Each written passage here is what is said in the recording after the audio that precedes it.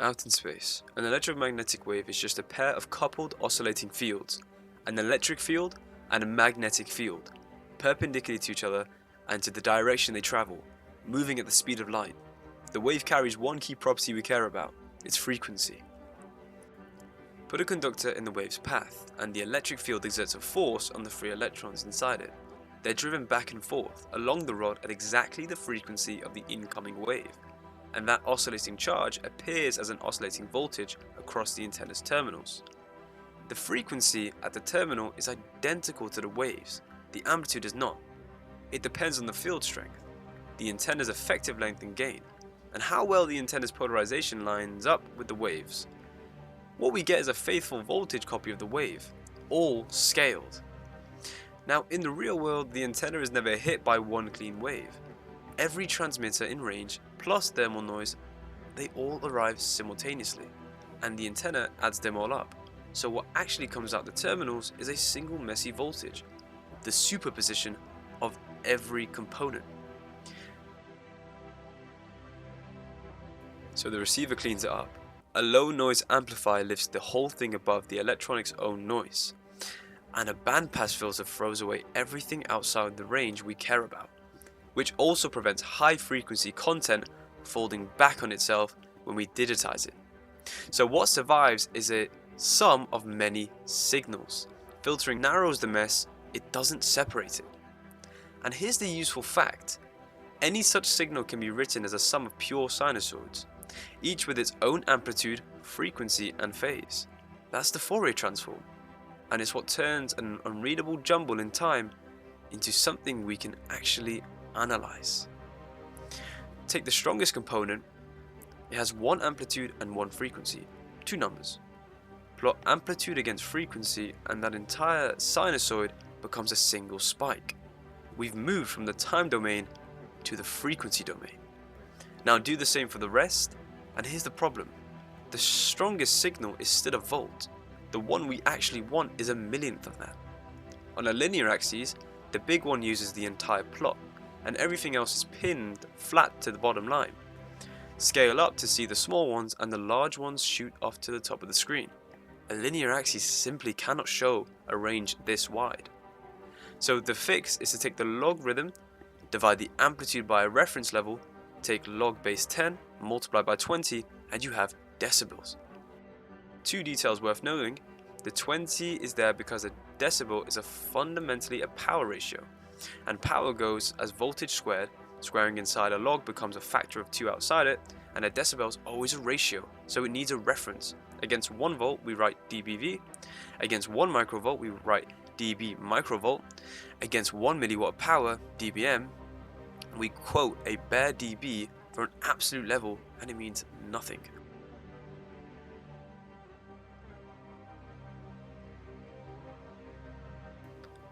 On the decibel scale, a range of 1,000,000 to 1 becomes 120 units, and every component fits on the same screen at once.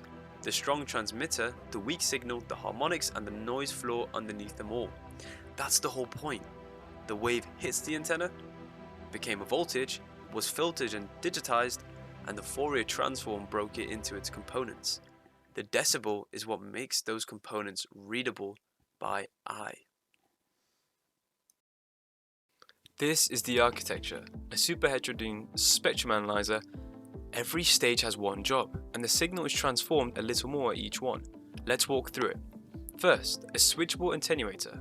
If we capture something strong, a transmitter right next to us, this knocks the level down before it can do any harm.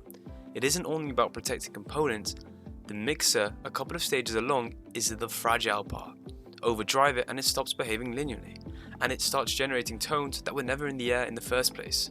You'd be looking at signals that don't exist. The attenuator keeps everything in the mixer's comfortable range. Next, a low pass filter, cutting off at 20 MHz. That does two things. It sets our span. 20 MHz is now the widest range we can look at. But it also solves a subtler problem. Because of how the mixer works, there's always a second unwanted frequency that gets converted to exactly the same place as the signal we want, its image, sitting 90 MHz higher. If we let it in, it would appear on our display as a signal that isn't there. The low pass filter removes it before it ever reaches the mixer. Now, the heart of it. The mixer multiplies our incoming signal by a local oscillator, a clean, strong reference tone we generate ourselves. Look at the shape that produces. The fast oscillation is the local oscillator, the slow curve tracing its peaks. The envelope. This is our original signal. Still intact, still carrying the information we want to read. Nothing has been lost. It's been carried up onto a fast oscillation. And here's what multiplying two sinusoids actually gives you. Not one frequency, but two. They're different and there's sum. Feed in 10 MHz, run the oscillator at 55, and out comes a 45 MHz and a 65 MHz. We keep the difference, that's our intermediate frequency, the IF. Now, and this is why we go through the trouble. We could try to build one filter that tunes across the whole band and stays razor sharp everywhere. In practice, that's very hard. Filters degrade as you tune them. So if we invert the problem, we build one permanently fixed filter at 45 MHz, and instead of moving the filter, we sweep the oscillator and drive every single pass in it turn. Each one gets measured by the same high quality filter. The converted signal is so tiny, so it needs to be amplified. And amplifying at one fixed frequency rather than across a whole band is far easier to do cleanly. Then the filter, it throws away the sum product we don't want, and everything else that isn't sitting at 45 MHz.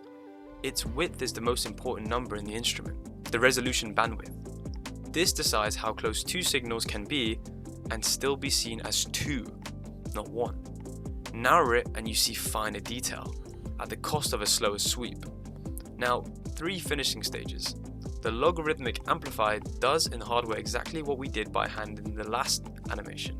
It takes that enormous range of voltages and compresses it into decibels, so the strongest and weakness can share one screen. The envelope detector then throws away the fast 45 MHz oscillation and keeps only its outline, the amplitude. And that's actually what we want, how big the signal sitting here is. And the video filter smooths the result, averaging out noise so the trace is steady enough to read rather than moving all about the screen. So one question remains.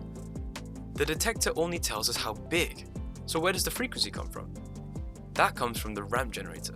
The same rising voltage that sweeps the local oscillator also drives the horizontal position on our display. They move together, so horizontal position is oscillator frequency. And since we know the intermediate frequency is always 45 MHz, the original frequency is simply the oscillator frequency minus the IF. Oscillator at 55, IF at 45, so the signal was 10 MHz. The digitized amplitude goes into the ADC, the microcontroller does that subtraction for every point in the sweep and paints the result on the screen. Antenna to the attenuator, to the filter, to the mixer. Swept past one perfect filter, compressed into decibels, detected, smoothed, and drawn. That's how a wave in empty space becomes a picture you can read at a glance. And next time, we will show the mathematics underneath all of it. So recall, we wanted to step down a voltage amplitude from an incoming signal to ensure its safety for the circuit. So for example, if we had a 1 volt amplitude, and we could convert that down into a microvolt, so something quite smaller. Now the attenuator, what it's going to do is going to take this large signal amplitude and it's going to decrease the amplitude whilst keeping the frequency the same. So in order to start building our attenuator, we need to first think, okay, what actual voltage level do we want to feed into our system? Now for my example, or for this system, I'm going to be feeding on typically 100 microvolt amplitude into my mixer, or into my low pass filter. So say for example, we are expecting to read 1 volt amplitudes. So realistically, we've got 1 volt in and 100 microvolts out. Now I'm going to define a parameter, n, which is V in divided by V out. Now this will come a lot more apparent what this is, but essentially what it means is, well, my V in is a certain amount bigger than my V out. So it's it's n times bigger than V out. Now what is the value of n in this case? Well, the value of n would just be 1 divided by 100 times 10 to the minus 6. So in order to figure out what my actual attenuated decibel value is, we simply use this system here. So we're going to feed this into our attenuator, and then we will get a V out. So we want our attenuator to be a certain dB level. Now how do we calculate that dB level? We simply use this formula here, which is 20 log of n. So plugging in my numbers, I get, and this should be base 10, x dB is equal to 20 log 1 over 100 times 10 to the minus 6. And if we plug in this into a calculator, this right hand side will equal 80. So we've got 80 dB. So our attenuator needs to be an 80 dB system. So in here, this is 80 dB. How do we go about actually configuring and making this attenuator? Pi configuration, or we've got a T configuration. And what this basically looks like is, well, you've got this resistor here and two in parallel. Or a T is simply going to be resistor, resistor, resistor, resistor, and one shunt. Shunt just means parallel. So for mine, I'm going to go with a pi configuration. Now earlier we talked about characteristic impedance. So realistically, I should add to this, I should add a 50 ohm resistor, which is our characteristic impedance, and matching the characteristic impedance is 50 again, so Z phi. So how do we calculate the resistor values of this pi attenuation? So here are the formulas. So R1 is equal to R2, so these two are equal to each other. And R3 is equal to this formula down here. Now we know what N is, and we know what Z phi is, because Z phi, our characteristic impedance, is usually going to be 50 ohms. So if we go about plugging in our characteristic impedance and our voltage ratios, we are able to then calculate our resistance values. Now I've done this for my system. You guys can go ahead and calculate your own for whatever dB attenuation factor you want, but here's a screenshot of what that looks like. So this is my incoming 10 volts, for example. This is a different value, but an incoming 10 volts, and that steps down to around 1.8 volts. So that's the attenuation in place. So this is what the actual system does. A resistor in series, a capacitor to ground, output taken across the capacitor. Before any algebra, look at the one node that matters, where the current has a choice, down through the capacitor or onto the output. A capacitor's opposition to current isn't fixed, it depends on the frequency. More specifically, 1 over j omega c, where omega is 2 pi f. Park the j, that's just phase, and that comes later. The two are inversely proportional, so at low frequency, the capacitor behaves like a break in the wire. At high frequency, it behaves like a plain piece of wire. Same component, opposite behavior. Frequency is the only thing that changed. So send in a signal made of many frequencies at once. At that node, it separates. The high frequency components see a short circuit, and they take the easy path straight down to ground and are thrown away. The low frequencies see an open circuit, they find nothing to divert them, and they carry on to the output. So out comes the slow content with the fast content stripped off. That is a low pass filter. And underneath, it's just a voltage divider where the bottom element changes with frequency. The output is whatever fraction lands across the capacitor.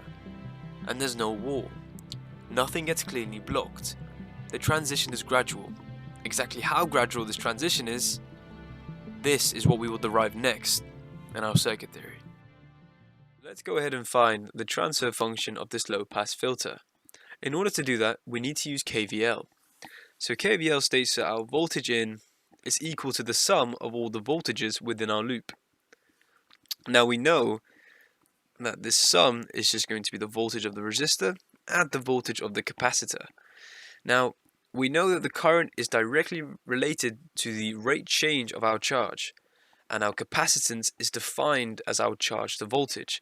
Hence we can write that our current is equal to our capacitance multiplied by the differential of our voltage out. And this here, our VC, or our capacitance voltage, is equal to our voltage out. Now, we can replace it with I, R, add VC. And like discussed, we can replace the current with C dV out over dt, R, add V out. Recall, VC is just equal to V out. So now we can do is we can take the Laplace transform of our differential. So the Laplacian of d over dt is simply equal to a domain, which we'll call S. In our case, it is just j omega, as we are working in the frequency domain, but for now I'll just keep it as S. So in order to find the transfer function, and I probably should have defined this earlier, but the transfer function is defined as h of S, and this is simply just the voltage out as a function of S over V in as a function of S, where again S can be anything, but in this case we're using the frequency domain, so it's going to be j omega. Now in this case, what we can do is now solve and substitute our values in. So if we do this, so V in is equal to C j omega of V out multiplied by R, add V out. Now if you're confused about this step here, all I've done is, well, d over dt of V out, that's the same thing as dV out over dt. So by using this identity here, I can rewrite this as j omega. So then we can simply factor out our V out. So if we do C j omega R at 1, and our voltage out over our voltage in is equal to 1 over 1 add j omega CR. And this is our transfer function. Now, very interestingly, the animation before showed that the transfer function is inversely proportional to our frequency. And finally, we have proved that that is the case. As we can see, as this tends towards a bigger number, if omega tends towards a bigger number, this entire denominator term just becomes omega if omega tends towards infinity. If 1 add infinity is just infinity, so this entire thing tends towards omega. The 1 is negligible, it doesn't make a difference. So to see this more clearly, what we can do is take the magnitude of both sides. So if we take the magnitude of our transfer function, and taking the magnitude of our transfer function, that eliminates the j term. We don't want the complex term there. That makes our calculations more awkward. So in order to get rid of the complex term, we simply take the magnitude, and that gives us this here. Now this graph shows us that as omega is the changing variable, if we were to plot this on a graph, we would see that our transfer function decreases something like this. So if we did our transfer function, the magnitude again just against omega, we can see our graph looks something like this. As our frequency increases, our transfer function will approach 0. So that means our voltage out will approach 0. So with that in mind, let's now look at using this thing practically. So with this graph here of the transfer function against the frequency, we can clearly see that at a specific frequency things start to drop. So the transfer function begins to decrease in its amplitude. Now, some terminology that I'm going to discuss is called decade. So we can say it rolls off by a decade. That just means the amplitude is decreasing by a factor of 1/10. So really what that means is, as we go down, or as we increase the frequency, our amplitude is decreasing. Now this steepness in curve can change varying on the values of C and R. So this graph is quite impractical to read. So how do we look at this and distinguish a clearer graph such that we can actually read values of? We do that by taking the log of our transfer function, and we want to specifically get the decibel unit for this. So the transfer function in decibels. So that is just simply 20 log of our transfer function, or our magnitude of our transfer function. So now if we were to plot our graph, instead of it being some weird steep curve, now it's an easier to read linear representation. So this specific point here will be minus 3 dB, and this point here will be minus 20 dB, and this here point would be minus 40 dB. Remember, the difference between minus 3 dB, minus 20 dB, and minus 40 dB is massive, okay? The magnitude difference here is really big. So at different points, at different frequencies, we can basically see the exact decibel drop on a linear graph.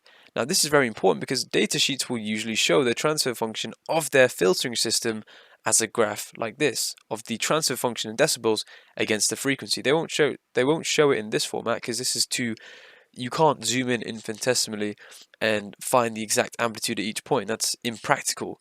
So a practical way of representing this as these amplitudes get so much more smaller is by using the decibel scale. Now we'll look at this in more detail later when we're looking at the Butterworth filter, but for now keep this in your mind. This is for a low pass filter because we can see that if I draw this accurately, this should be more like this, but as the frequency increases, so as omega increases, our amplitude is decreasing by a massive scale. So down here, our amplitude would practically be minus 80 dB. So that's not really a readable signal. But up here, our ratio is exactly 1. So this is 0. Because remember, it's log of V out over V in, or log base of 10. So when our ratio is exactly 1, so when V out is equal to V in, this is just equal to 0. So that's why we have a straight line on the axes. We've looked at this low pass filter and how we can link our voltage in to our voltage out via the transfer function. Now, according to our transfer function, we have 0 zeros and we have 1 pole. Now, if you're unfamiliar with what a pole is, I will link a card here which basically takes you to a video which will beautifully explain the idea of zeros and poles and how they will affect the transient response of our system. Now, in order to add more poles, we need to add more capacitors or inductors because the capacitor has a complex impedance, which is 1 over j omega c. Now, the only other component which has a complex impedance is an inductor, j omega l. So, in order to add more poles to our system, we would need to configure our circuit such that they are not mathematically combinable. Because if I was to add a capacitor in series and the capacitor in parallel, well, these two are mathematically combinable into one capacitor value. But if I added a inductor and then a capacitor, well, the configuration of these means that they are not mathematically combinable, such that they are separate poles. So in order to add more poles to our system, we need more capacitors and inductors to be in series and parallel, or shunt in series. So what is the point of that? Well, the point of that is this. Right now, with our one-pole system, with only one capacitor filtering out the high frequencies, our response looks something like this. With one pole, you get a kind of linear line here. You're not getting a sharp cutoff. Our ideal kind of cutoff that we would like would go from 0. Immediately from our frequency, our cutoff frequency, we want to cut it all off. So straight line down and all to the right. So that would be like an ideal response of what we'd want. Frequency omega, everything else past that just practically goes to 0. We don't detect any remnants of high frequencies in our filter after our system.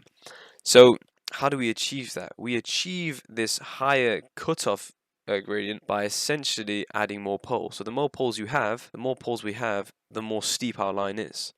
So, and we'll look at some filtering systems which will allow us to achieve this idea of immediately cutting off those low frequencies.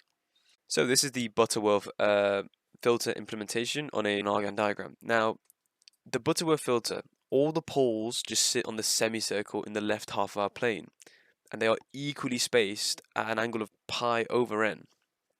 So really what this means is every property of the filter will fall out of this specific geometry. Now, because they're on a circle, every pole is the same distance from the origin. No pole is closer to the j omega axes than any other. So nothing resonates and nothing peaks. That's what maximally flat means. The first 2n-1 derivatives of our magnitude squared are 0 at DC. So this means the flattest passband an nth order polynomial can give you. So all the poles are strictly in the left half of our plane, so it's unconditionally stable. No finite zeros, so it's all pole.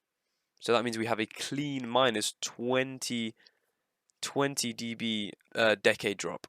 And there's also no notches because it's not going back and forth. What's the trade-off of this? Because there is always an engineering trade-off. You will need more components, and if you squash those poles onto an ellipse instead, you get a sharper passband ripple. So there is a trade-off, and even spacing is you saying flat amplitude matters more than a sharp corner. So how do we go about actually implementing this Butterworth filter?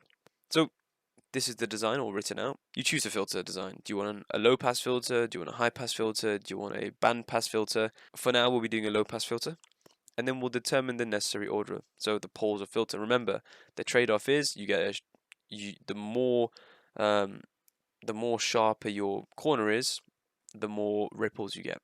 So I've decided to go with 7 poles. That way we just get a sharper cutoff, and decide on a shunt or series fed configuration. So if you use a series fed for low source impedance, we'll be using a series fed as we have a 50 ohm source impedance. That's our characteristic impedance for our circuit. So we'll be using a series fed, which basically means we start off with a component in series with our voltage source. Here, the component or the first element is in shunt or parallel with our voltage source. So if you pretend this was 50 ohms here, and this here was our voltage in, so this is in parallel with our first voltage source. So how do we go about doing this? Well, this is the transfer function of a Butterworth filter depending on the order you've got. So more poles, and obviously the transfer function numerator and denominator will change. So what's the first step? So the first step is identifying what kind of configuration you want. So for a series fed circuit, as we'll be using a low source impedance. So this is for a low pass filter. This table here is a low pass filter table.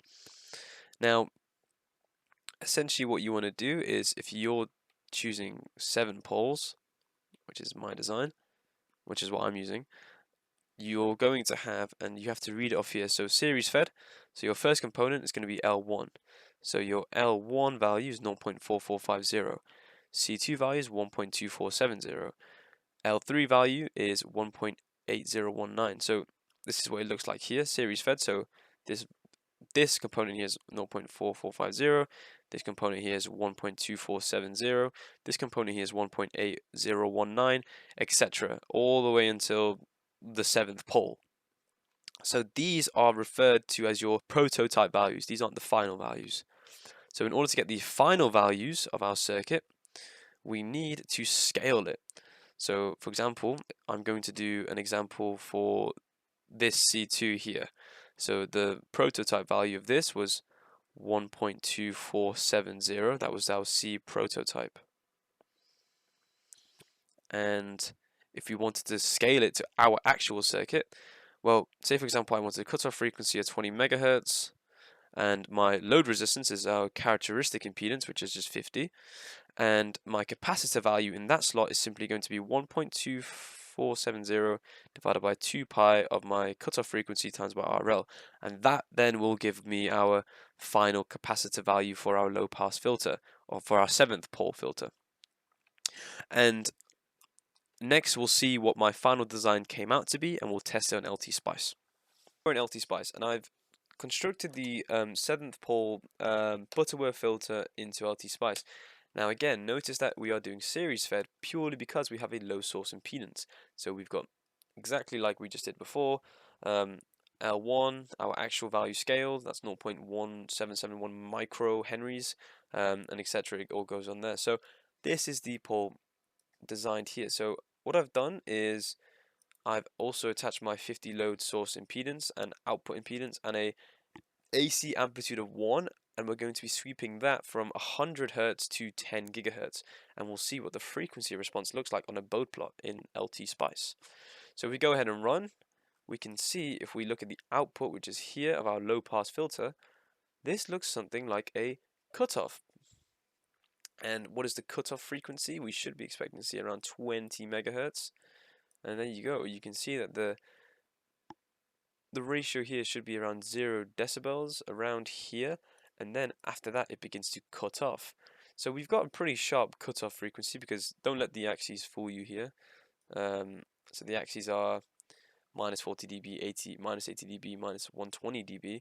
So in practical sense, all the frequencies beyond this scale here, minus 40 dB, are unsensible. They're so tiny and so insignificant that they're not really going to make an impact on any of our mixing process. Our main signal sources have that 0 dB mark, so we're able to detect them. Let's take a 17 megahertz signal. We want it at 45 megahertz. You can't just wish it there. You need to multiply it by something. This is a double balanced diode ring mixer, and it does that multiplication using nothing but 4 diodes and 2 transformers. No transistors, no power supply, and here's exactly how it works. 6 things on this sheet. On the left, V2, the RF source, our radio frequency. 100 microvolts at 17 megahertz, behind a 50 ohm source resistance. That feeds T1, a 60 microhenry primary into a 2 4 microhenry halves. So it's 1-to-1 overall with a center tap, and that center tap is grounded. On the right, V1, the local oscillator, 1.414 volts peak, which is plus 7 dBm into 50 ohms. That's the standard drive level for a Scotchy ring. It feeds T2, 2000 nanohenries into 2 500s, again 1-to-1, and again center tapped, but this center tap isn't grounded. It's the IF output feeding R3 and C1, and in the middle 4 BAT54 Scotchy diodes in a ring. Both transformers do the same job. They take a single-ended ground reference signal and turn it into a balanced differential 1. The primary sees full winding. The secondary splits into 2 equal halves, so whatever appears on one appears equal on the opposite end, measured against the center tap. That symmetry is the double balanced, and it's what we'll later call the RF and LO right out of the output. Now, switch the LO and forget the RF for a second. On the positive half cycle, node B is driven positive and node D negative. Look at the ring. The only path that has 2 diodes pointing the right way is B to C to D. Those 2 conduct. They're being slammed with 100 of millivolts. The other 2 are reverse biased, so they're open circuits. And here's the important bit. With 2 diodes conducting, node C is effectively shorted straight to the center tap, which is the IF port. Node A is left floating, connecting to nothing.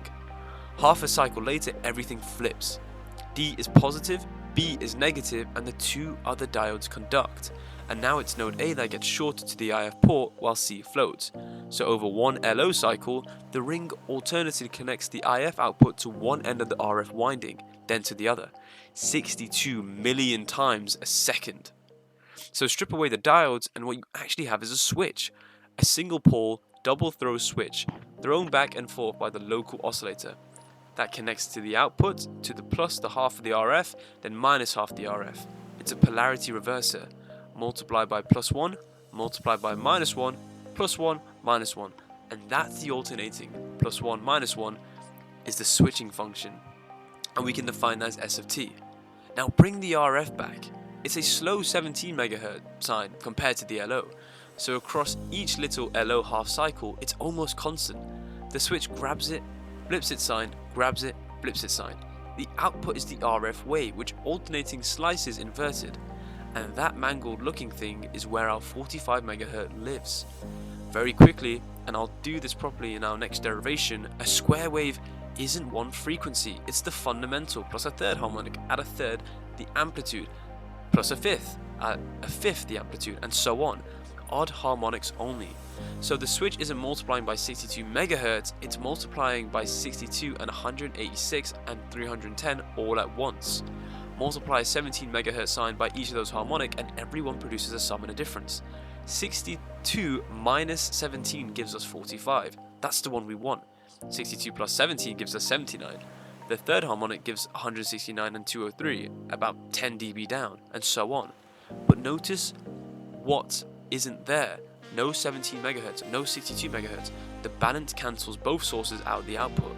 That's why it's called double balanced. There's the output of the mixer. Everything past 79 MHz gets filtered away. You keep the 45 and you're done. A 17 MHz signal has been moved to a 45 MHz using 4 diodes and 2 transformers. And one last reality check, the real BAT54s need about 1/4 volt each before they conduct. So with 2 in series, the ring is dead until the LO exceeds half a volt. The switching function isn't a perfect square wave, it has a flat dead zone in the middle. This is when the sine wave goes to 0.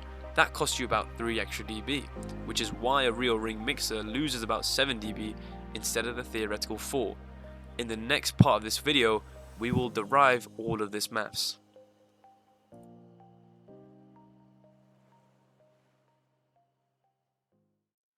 Okay, so now that we've looked at how it's possible, so at the voltage, at the IF node, this is what the voltage sees. It sees the RF voltage and the square wave function.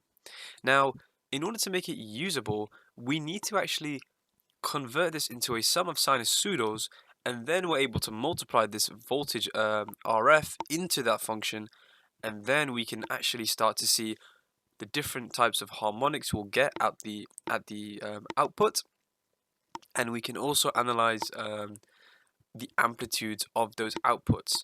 So remember, the aim of this was to achieve and ultimately get our IF frequency, so 45 megahertz in this case. So we want a wave which has a 45 megahertz component. Now, in order to transfer this pulse wave into an actual like sum of sinusoidals, we'll need to do Fourier series. Now, I'm not going to go into massive detail how you go about converting this into a sum of sinusoidals. You should know that from your Fourier, if you know Fouriers, but essentially this is kind of what we can model it as. So we can model it as a square wave with the time period of t. And then once you've able to go through the Fourier process, you arrive at this. So this is the sum of our pulse wave. So 4 over n pi is sine of n pi over L, where L is just half your period, cosine of n omega LT. And omega L is our, this should be an L there, this is our frequency from our local oscillator. And then multiplying in our VR, which we'll describe as an amplitude of VR and a frequency of omega R. So when we multiply that into our sum of sinusoidals, we'll see that this simplifies down to this expression here. And what this means is, and the most important part to take away from all of this, is this n omega L. N is the number of harmonics. Now notice that we can't have even harmonics, so when n is 2, n is 4, n is 6, all of those harmonics tend towards 0, so there's actually no frequency components there. So really what this becomes is, this becomes a output that depends on the harmonic that you're looking at. So each amplitude sideband will have 2 over pi of VR, which is 0.6366 of VR. This is the famous ideal conversion loss. And the conversion loss there is 3.92 decibels, which is, if I do this here, so log of 10 of 20 of 2 over pi, this equals 3.92 minus 3.92 dB. So we've lost 3.92 dB. As half the RF power goes to the image sideband and the rest to the LO harmonic products. Well, the LO is just the local oscillator. So, for example, if we were to feed in a frequency from our local oscillator from 62 megahertz, and we fed in a frequency of, from an actual signal, say our signal was 17 megahertz, then according to this formula, when n is equal to 1, which is our first harmonic, so we can substitute n in here, and this simply becomes 62 minus 17 megahertz, minus 17, and then of course you've got your 2 pi as well. And we'll see that this frequency component is 45 megahertz. And again, if we do it for, this should all be when n is equal to 1, so when n is 1, and if we do this for our second component, which is here, our second component will tell us that this is cosine, or in fact, forget the cosine, let's just do omega L, so 62 add 17, of 2 pi, and this becomes 79 megahertz. Now don't worry about the 79 megahertz because this will simply just get filtered out, but our reference level there is 0 dB, or minus 3.92 dB for our loss. And again, if we were to do n is equal to 2, we'd find all the harmonic components that we would detect at the end. In fact, n is equal to 2 is not a valid one because that's even, but if we did 3, which is our next odd term, again, if we notice it, this would be 169 megahertz, 169 megahertz, and this one here would be 203 megahertz. So this is the minus, this is the addition. And again, you'd keep on seeing all of these frequency components if you were to analyze the spectrum at this output. And we'll do that in LT-Spice next. Okay, so now we are in LT-Spice, and we're going to look at this calculation in the simulation. So here is our output. So this is our VIF, so our intermediate frequency voltage. And if I probe that, we can see that's node 006. So if I go ahead and right click this and I press FFT and I view node 6, we will see the decibel frequency spectrum. So what we should be expecting to see is that spike at the 45 megahertz. And if we go ahead and zoom in, this is 45 megahertz. And we should also be seeing that 79 megahertz. So I'm guessing this is a 79 megahertz. And there we go. This is 79 megahertz.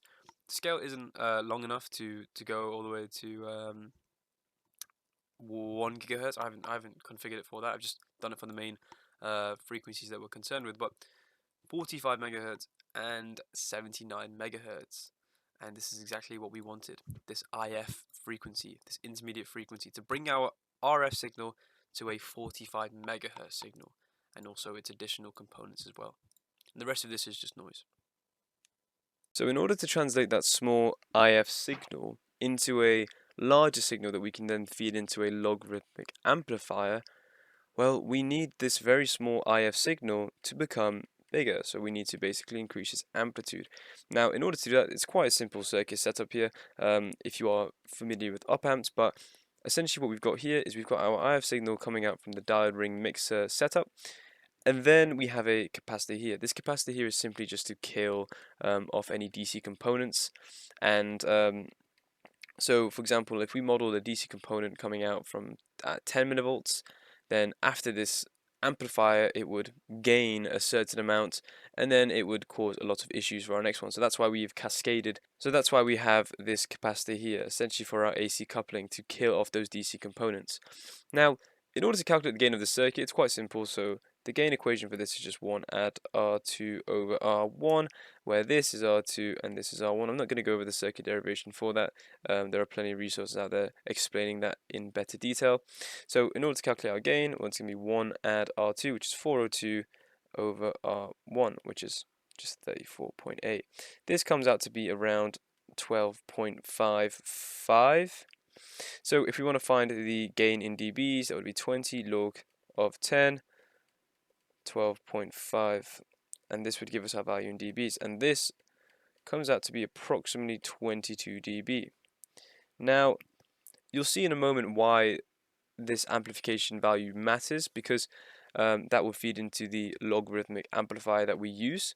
So in order to get our signal to a suitable value such that we are able to actually read it and feed it through a different sensor, this needs to be a higher value, and in order to do that, I had to translate mine to around 66 dB. So I basically used 3 of these systems in series, and you'll see that on the circuit simulation there.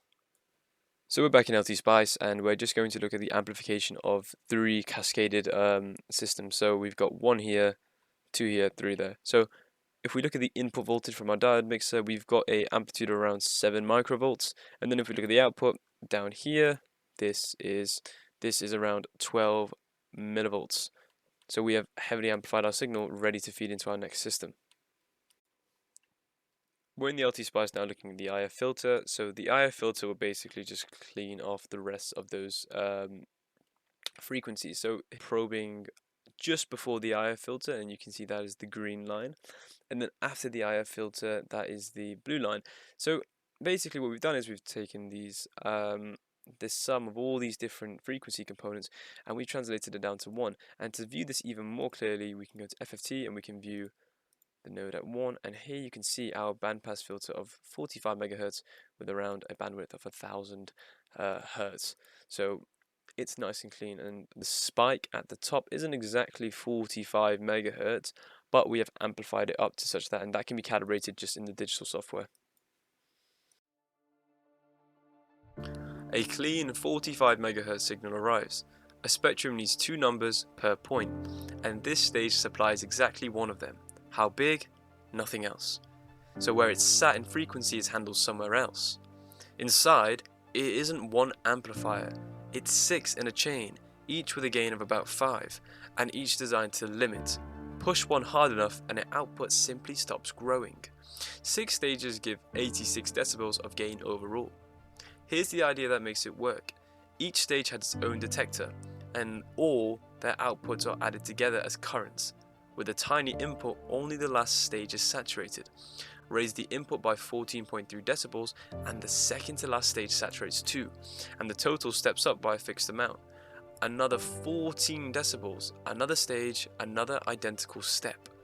The saturation front marches backwards down the chain, and one stage at a time. Equal steps in decibels produce equal steps out. That is a logarithm, built from nothing but saturating amplifiers and a wire adding currents. 3 extra detectors at the front catch the loudest signal, making 9 in total, and about 90 decibels of range. So each detector is a 4-wave rectifier, and it ignores the sign and keeps only the size. That's where the envelope detection happens, not in the diode afterwards, but inside, across all 9 cells at once. The summed current out at 2 microamps per decibel into a chip 12.5 kilo ohm resistor, that's 25 millivolts per decibel, and extending the line down to 0 volts gives us the reference point, minus 84 dBm. Amplitude in decibels as a voltage the ADC can read. So this is the log amp and envelope detection AD8307 chip here. Now, you might be wondering, okay, what's up with the values around the chip? Again, this is just according to what the manufacturer data sheet suggests you do. Inputting a 5-volt power supply into the VPS and enable, and essentially the bad thing about this when I was designing this system is that this actually wasn't a directive within the LT Spice software itself, and the manufacturer does not provide a Spice directive that you can upload yourself into another software, for example, like QSpice. So I actually got lucky enough to find someone on GitHub who had the Spice directive, and I simply installed and imported it into my system. So I will leave that in the link below if you would like to go ahead and replicate that. Now, if we look at the output here, this gives us a clean 0.4 to, well, this is our transient response here, and then it settles off at around 1.26. This again, we can process this in our ADC, and again in our software to calibrate this to be such a signal peaking at a particular frequency. And again, the really nice thing about all of this is that we've converted this incoming wave into this incoming sinusoidal wave into a readable voltage that we can input into our ADC. Now, one last thing as well that I'd like to mention, I didn't go over the mixer nor the ramp generator for this mixer. So the reason I've not done that is because this entire circuitry is quite complex, and it would take an entire video length just to go through it in detail.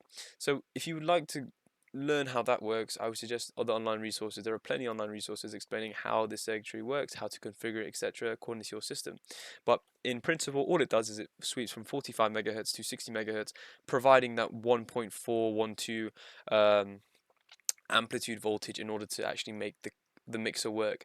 So that amplitude voltage that we saw at the beginning when I was deriving the Fourier series for that square wave, you need an oscillator that will actually output 1.4, so around 7 decibels of input power into the circuit, just to make this actually work, because the diodes do drop around 0.7 volts for each one, so you need a certain amplitude in order to turn these on and off. But again, if you didn't want to do all of the circuitry down here, you could just model this entire bit as a wave that sweeps from 45 megahertz to 60 megahertz, and it should give you the same output even without this whole circuitry here. Just an AC sweep. And yeah, that's pretty much all of the circuit in its own right. And this pin here will feed, don't ask me, that should be connected to ground there, but this pin, this is a floating pin I think right now, but this should feed straight into our ADC, ready to then view on a spectrum analyzer. So for the last part, of course, it comes down to actually seeing stuff, because none of the circuit is useful if we can't see any of it. So here I have a Wokwi simulation of the actual spectrum analyzer. Now again, I've modeled the potentiometer here just as our incoming signal, so it would be this output here, so this digital output here, pretend that is the potentiometer there, and then that's feeding into our ESP32 ADC, and then we are displaying this on a LCD screen. Now I didn't code any of this myself, this is all from Claude Code AI, simply as I don't know how to code the ILI9341, but just feeding into a Claude Code AI, getting out that front end, then it's relatively simple to configure in Wokwi. So here we can see the dBm scale here, and this is the frequency signal, the frequency axis on the bottom. So with that in mind, if you were to actually build this system and configure this using this display code, you would then be able to output and see all of your different signals across an LCD. And that was the spectrum analyzer. Okay, so whilst I'm editing this video, I thought it'd be appropriate just to give a final overview of the entire system. So here I haven't actually included any attenuators because I am choosing the kind of signal that I'm putting in. So I'm inputting a 100 micro volt amplitude signal here, so there's no need for an attenuator on my part there. And a 14 megahertz signal here. So this comes in here, this goes through the LPF Butterworth system, this then through the inductor system then feeds into the diode mixer.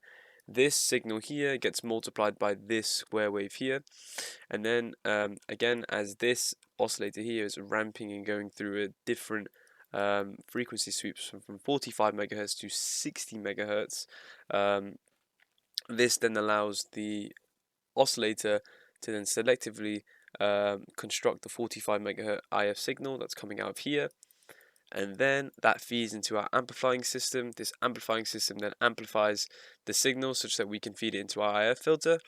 The IF filter has a bandwidth of 1000, so we then read a 45 megahertz signal here, and then that feeds into our log amp and envelope detection, which basically then takes our scale and then puts it onto a decibel scale. And again, that's not done in software, that's done in hardware, and the explanation for that was done earlier. And then here we have our signal ready to feed into our ADC within our microprocessor. Now again, this is to bring, we have taken our alternating sine wave and we have then taken that into a readable DC voltage. Now in order for the LCD to actually know what frequency it is, or the microprocessor, we would have a wire connection from the ramp generator, which would be connected from here to our main processor, basically minusing that original wave of frequency from our 45 to then display on the microprocessor, which can be done in software. Now, the whole purpose of this video wasn't to show you this is a fully working mixer. I'm sure in industry this probably wouldn't even be a final prototype. This is a very, very early prototype. It's just to demonstrate the basics of what's going on within each subsystem and kind of briefly explain how it works. Of course, there are a lot more optimized ways to do this. There is probably a million mistakes in this video, but from what I've designed and from what I know so far, it works, and that's what I'm happy with. And again, I'm sure there are different subsystems for amplifying this that are a lot more optimal. This is just the simplest way I found and the easiest way I could do it to explain it to you guys. Also, again, the mixing system, I'm sure there's more optimized systems out there, but these are the ones that I just chose because I understand them the best. The filtering system, I do believe this was quite optimal. This did have a short cutoff bandwidth frequency, and it performed really well in the simulation. So yeah, with that in mind, if there are any suggestions, anything at all that you think I could have improved on it within each subsystem, then please do feel free to comment that down below. And again, any suggestions I will be reading and taking that into advice for my future career. on designing more systems like this. But I had a lot of fun doing this. I learned a lot, and I thought that this was quite a opening experience for me. So thank you very much for watching.